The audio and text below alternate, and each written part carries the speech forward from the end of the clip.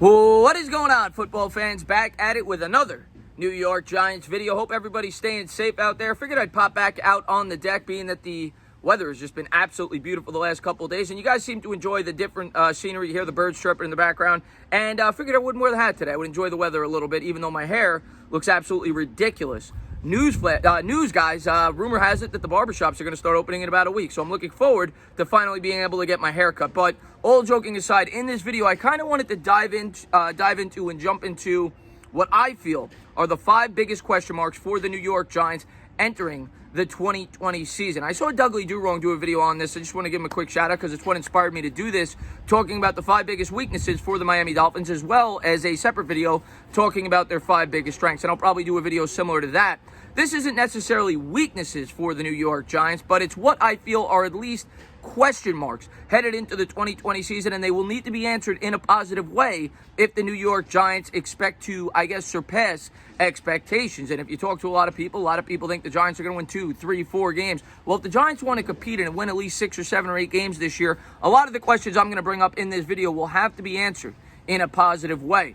The first question I'm going to bring up is going to be an honorable mention, I guess. It was one that just missed my list, and that is, can Deandre Baker meet first-round expectations? Last year, of course, the New York Giants traded up for Deandre Baker, who was the first cornerback selected in the draft out of Georgia.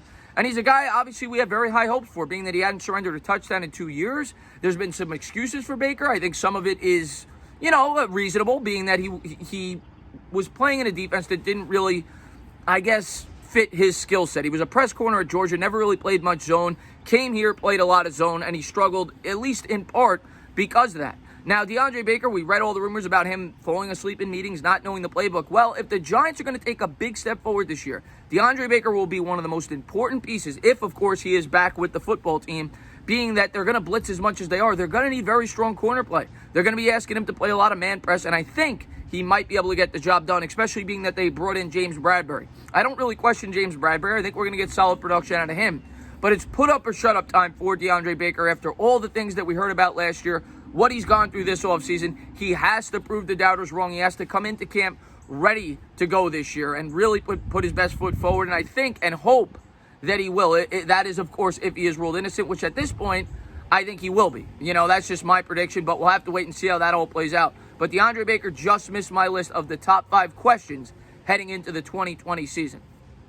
The first question that I have is about the head coach. Is Joe Judge ready to be a head coach in the NFL? And I think most of us think that he is, but it is still a reasonable question to ask. After all, he's still only 38 years old. We've seen plenty of coaches leave New England, Matt Patricia included, as of recently, and have failed miserably. Brian Flores was definitely a positive last year, turning the Miami Dolphins from a team that was expected to win 1 or 2 games into a 5-win team.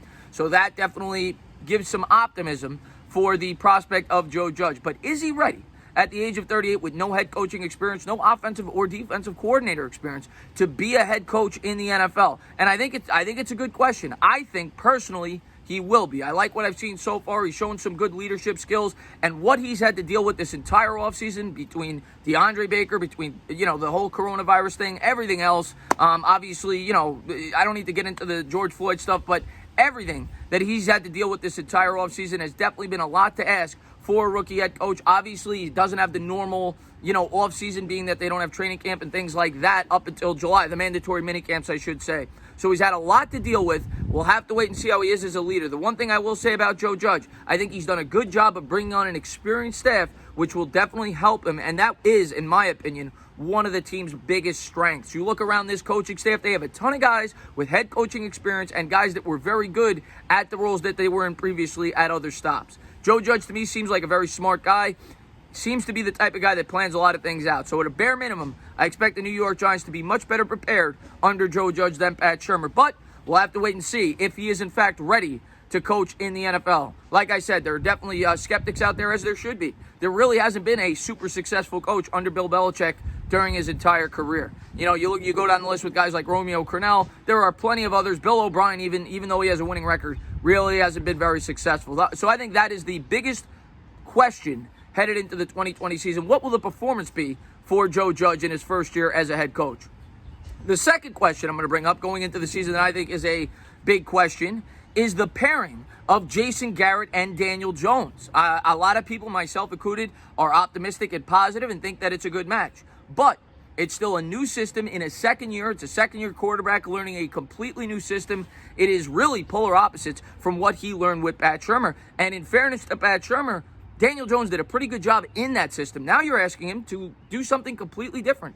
Pat Shurmur was a system that was West Coast style based, short and intermediate throws. Now you're going to be asking Daniel Jones to throw the ball down the field with receivers that don't create the best separation. Also, you're going to be asking your offensive line to hold up that much better, an offensive line that surrendered the most pressures in football last year. Now, I personally think a lot of that could be credited to the fact that Saquon Barkley missed a lot of time last year, and even when he was playing, he was not 100%, which made the Giants' offense that much more predictable. So I think it made it much harder for the offensive line last year. But I think there is reasonable questions of whether or not Daniel Jones will succeed in his second year with a brand new offense under Jason Garrett. I'm optimistic going in. Daniel Jones has been working diligently this entire offseason. Jason Garrett has a good, track record of getting the most out of quarterbacks, whether it be Dak Prescott or whether it be Tony Romo. So I'm optimistic, but it's certainly something that you should question going into the 2020 season. The next question mark I'm going to bring up, we're going to stay on the offensive side, then we'll get to the defensive side. The next question mark I'm going to bring up is, do the New York Giants have a number one wide receiver on this football team? And going in, I think the reasonable answer is probably no.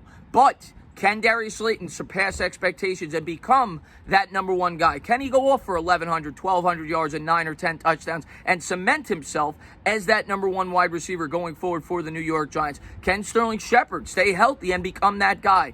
Do the New York Giants have a true number one wide receiver on this team? Because if they don't, it's going to make it harder for them to run the football if they do not have a real threat on the outside. Slayton definitely showed glimpses last year in which he caught for 8 touchdowns and had great chemistry with Daniel Jones, but now teams definitely have a book on him and Jones, and they will have to make adjustments going into year 2. I like Slayton. I'm not sold on yet that he's a number 1. I think he could be a solid number 2, maybe even a very good number 2, and I expect him to eclipse 1,000 yards this year if he stays healthy. That doesn't mean that he will, though. It's definitely possible he could take a step back in year 2. So for people that question that, I think it's fair.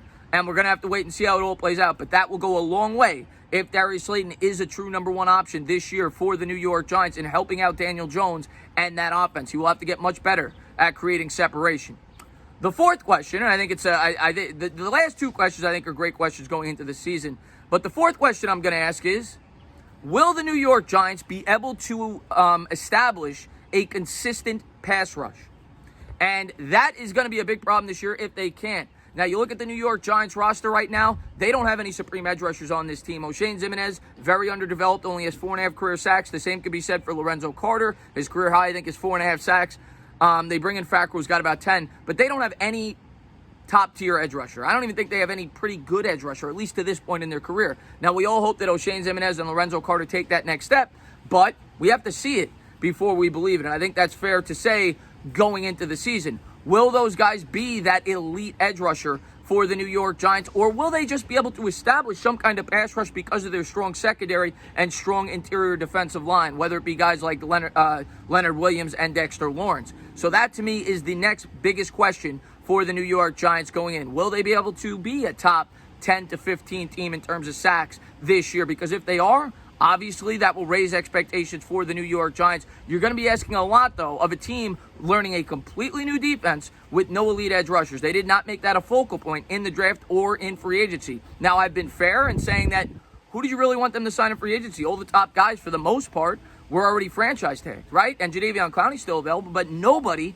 has signed him. There's a reason that his price tag has dropped as much as it has. We'll have to wait and see what they do with Marcus Golden. As far as the draft goes, there wasn't really an edge rusher worth taking at number 4. There was one top-tier edge rusher in this draft. He was off the board with Chase Young. And at 37, can you really blame the New York Giants for taking Xavier McKinney, a guy who was projected to be a mid-first-round pick, falling to them at 37? So I can't really get on the New York Giants for not addressing the edge rusher this offseason. It just wasn't a very strong market for it. It's something that they will have to look into attacking next year.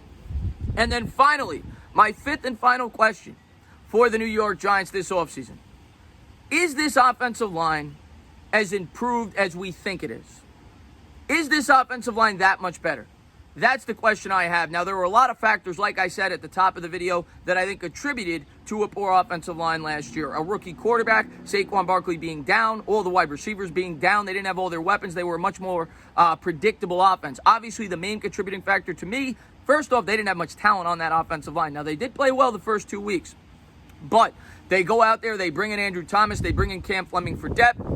Nick Gates is a year older. Solder's, I think, going to switch over to the right side. Hernandez, you hope, takes a big step forward from year 2 to year 3. The biggest question mark on this offensive line is the center position. We're going to have to wait and see who gets that job, whether it's Shane Lemieux, Nick Gates, or Spencer Pulley. But that is definitely the Achilles heel to this offensive line. Nate Solder will be the biggest X factor for the offensive line, though. There's no doubt about it. He has to be average at the right tackle position. I'm not expecting above average. Give me average tackle play. I think Andrew Thomas will be solid for the New York Giants, even in his rookie year. But I think those are the 5 biggest question marks going into the 2020 season. A stronger offensive line will make for a stronger defense because it will help win the time of possession. That's what I've said this entire offseason. So there you have it. There's my 5 biggest questions going into the 2020 season. Is Joe Judge ready to be a head coach in the NFL? Will Daniel Jones prosper in the new scheme, learning a second system in 2 different years? Will the offensive line be as improved as we hope and think that it could be? Can Darius Slayton or Sterling Shepard establish themselves as a number 1 wide receiver? And the honorable mention, of course, that I mentioned was can Deandre Baker take a big step forward going into his second season? There's a number of questions going into this season, and hopefully most of them get answered in a positive way. But I wanted to get a quick video up talking about what I think are the 5 biggest questions headed in to the 2020 season for the New York Giants. As always, guys, if you like what you watch, please subscribe, drop a comment, maybe give me a little thumbs up. Cheers.